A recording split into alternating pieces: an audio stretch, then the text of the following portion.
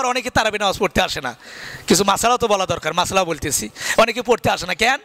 যে তারাবির 4 রাকাতের পর একটা দোয়া আছে, সুবহানাল মুলকি ওয়াল মালাকুতি সুবহানাল ইজ্জাতি ওয়াল আজমাতি ওয়াল হাইবাতি ওয়াল কুদরতি ওয়াল কিবরি ওয়াল জাবরুত।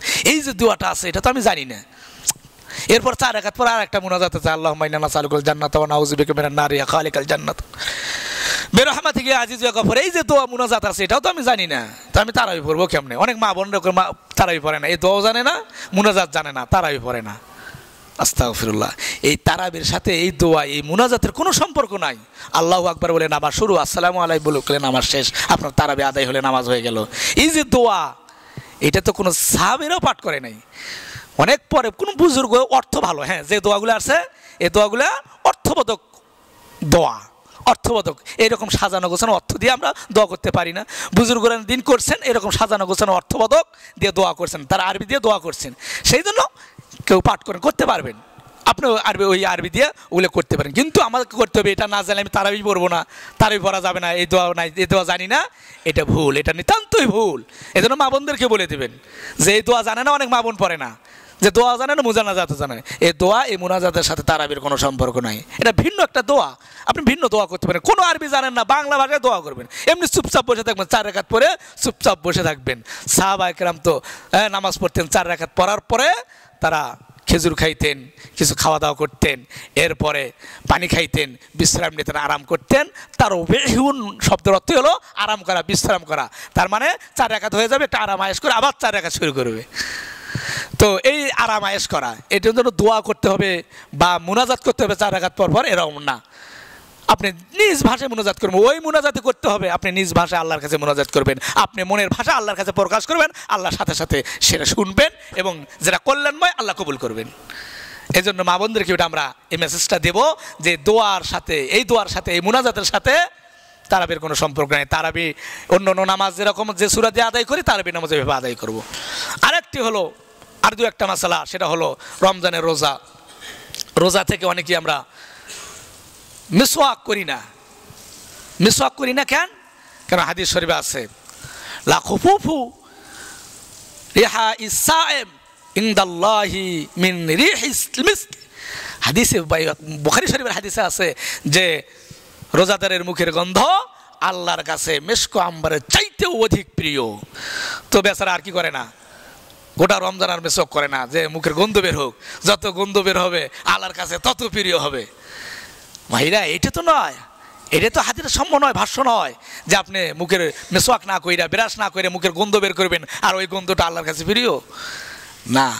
রোজা থাকার কারণে ভেতরে একটা না, সারাদিন না থাকা, না খাওয়ার কারণে ভেতর থেকে একটা যে ঢেকুর, একটা যে না খাওয়া, উপবাস থাকার যে একটা নিঃশ্বাস, ঢেকুর ভাব যেটা চলে আসে, এই ভাবটাকে বোঝানো হয়েছে যে এটা আল্লাহর কাছে সবচেয়ে প্রিয়। না খেয়ে থাকার, উপবাস থাকার, রোজা থাকার একটা এটা আল্লাহ বুঝাইতেছে, আল্লাহ রাসূল বলছে এই গন্ধটা আল্লাহর কাছে প্রিয়, এই ভাষাটা, এই নিঃশ্বাসটা আল্লাহর কাছে প্রিয়। আপনি ব্রাশ না কইরা দুর্গন্ধ বের করবেন, আল্লাহর কাছে প্রিয় না? ব্রাশ করবেন, ব্রাশ করবেন, হ্যাঁ, তবে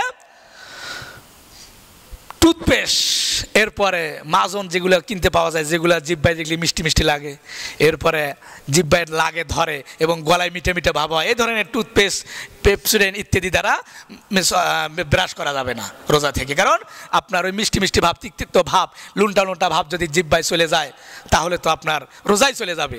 এই জন্য ওগুলো দ্বারা করা মাকরু। মাকরু কেন? ওগুলোর মধ্যে মিষ্টান্ন ভাব আছে, আর সতর্কতার সাথে করলেও যদি ভাব ভেতরে চলে যায় তাহলে তো রোজাই শেষ। এই জন্য ওগুলো দ্বারা না করা। তবে মিসওয়াক করতে পারবেন, গাছের যে কোনো ডাল দ্বারা মিসওয়াক করা, তাল দ্বারা শূন্যতা আদায় হলো, ডালের শূন্যতা আদায় হলো, মিসওয়াকের শূন্যতা আদায় হলো।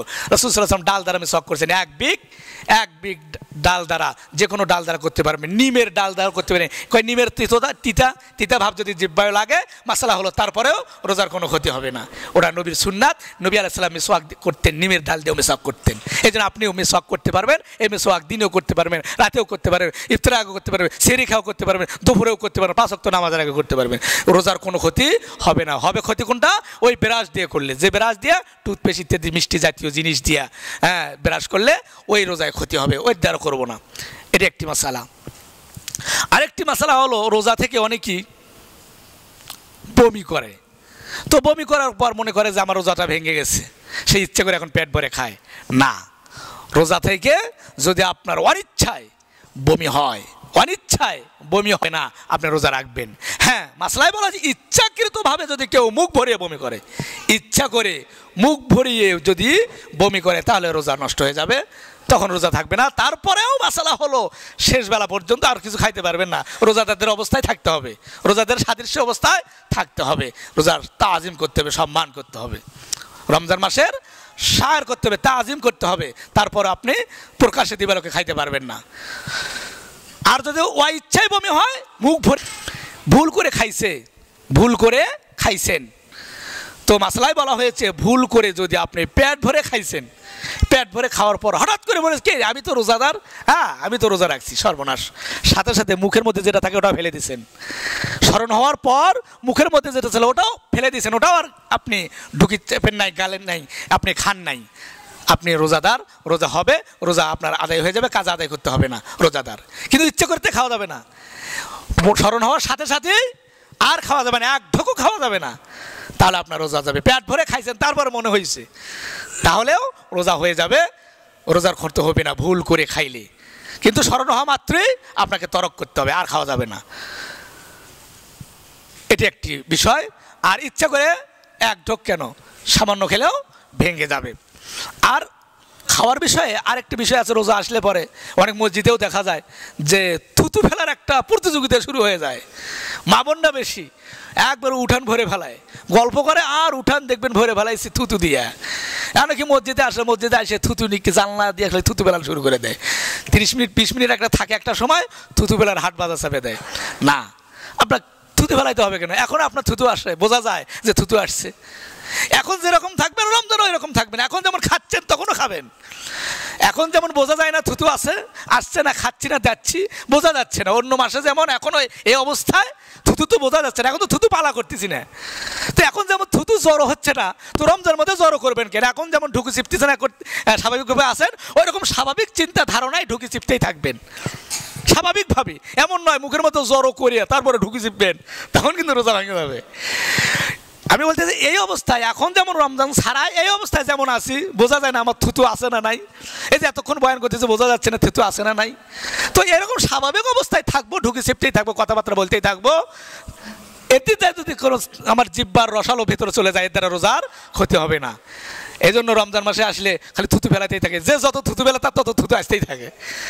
এখন থুতু না ফেলাইলে আস্তে আস্তে জ্বর করতে যায়, এমন জ্বর মুখ ভরে গেছে, তারপরে একবারে দিয়েছে জানলা দিয়ে ফেলে, জানলার বাইরে গেছে, অর্ধেকগুলো ভেতরে থাকলে অর্ধেকগুলো বয়া পড়লো মসজিদের ভেতরে, অর্ধেকগুলো এইরকম এইগুলো অবস্থা করা যাবে না। থুতু আপনি গিলে খাবেন, থুতু গিলে খাইলে অর্থাৎ জিব্বার ভিজানো থুতা এটা খাইতে পারবেন, এটাতে রোজা ভাঙবে না। ভাঙবে কখন? যদি আপনি জ্বরও করে ঢুকি যাবেন, তাহলে স্বাভাবিক অবস্থায় থাকবেন। এজন্য মা বোনদেরকে বলে দেবে এত থুতু ফেলাও কেন, হুজুরে বলে দিয়েছেন মাসলা এই, এত থুতু ফেলা, অন্য সময় যেরকম থাকো যেরকম খাও সেই রকমভাবে খাইতে থাকো, চালাইতে থাকো জিব্বা, জ্বরও করা লাগবে না, তাহলে উঠান টুটান আর ভরবে না। মা বোনরা গল্প করলে উঠান ভরে বেলায় থুতু দেয়া, এরকম কাজও করা যাবে না। এটা একটা মাসালা। আর একটা সময় শেষ, আরেকটি মাসালা অনেকেই জিজ্ঞেস করেন, যেটা হল রোজা থাকলে, যেটা বড়দেরকে বলছি, রোজা থাইকা যদি স্বপ্ন দোষ হয়, হুজুর রোজা ভেঙে যাবে না। যদি সিয়ারি খাওয়ার পর ইফতারের আগ মুহূর্ত পর্যন্ত দিনের বেলা ঘুমালেও যদি কারো স্বপ্ন দোষ হয়, এর দ্বারা রোজা ভাঙবে না, রোজা নষ্ট হবে না, আপনি ওই অবস্থায় রোজা থাকবেন, রোজার কোনো ক্ষতি হবে না। এটি একটি। আরও অনেক মাসালা আছে রোজা সম্পর্কে, হ্যাঁ, যে মাসলাগুলো বয়ানের চাইতে মাসলাগুলোর গুরুত্ব বেশি, জানার বিষয় বেশি। বয়ান তো আমরা সবাই জানি কম বেশি, এই জন্য 2-4টা মাসলা বললাম, সময় হলে আরও সামনেতে বলবো ইনশাআল্লাহ। মাঝে মধ্যে তারাবির সময় 2-4টা করে বলার চেষ্টা করবো মাসালা, আপনাদেরও জানার থাকলে। আমি মাসলাই লেখাপড়া করছি, আমি ইফতা ফেকা বিভাগ, বাংলাদেশ ইসলামী আইন গবেষণা বিভাগ চট্টগ্রাম, এবং ঢাকা আইন গবেষণা বিভাগ ফতোয়া বিভাগ থেকে আমি স্টাডি করেছি, ফতোয়া বিভাগে ইফতা শেষ করেছি, মুফতি শেষ করেছি। আপনাদের যত মাসালা আছে ইবাদতের মাধ্যমে আপনারা জানতে পারবেন জিজ্ঞেস করলে, কিন্তু বাইরের সংক্রান্ত মাসালা মৌখিকভাবে নয়, এটা লিখিতভাবে হয়ে থাকে। তো যাই হোক, এগুলো আপনারা জানতে পারবেন। আস্তে আস্তে হক্কানি আলেম ওলামাদের কাছে বিভিন্ন মাসলা মাসাইল জেনে নেবেন। আল্লাহ পাক আমাদেরকে মাসলা মাসাইল জেনে আমল করার তৌফিক দান করুন বলে আল্লাহুম্মা আমিন।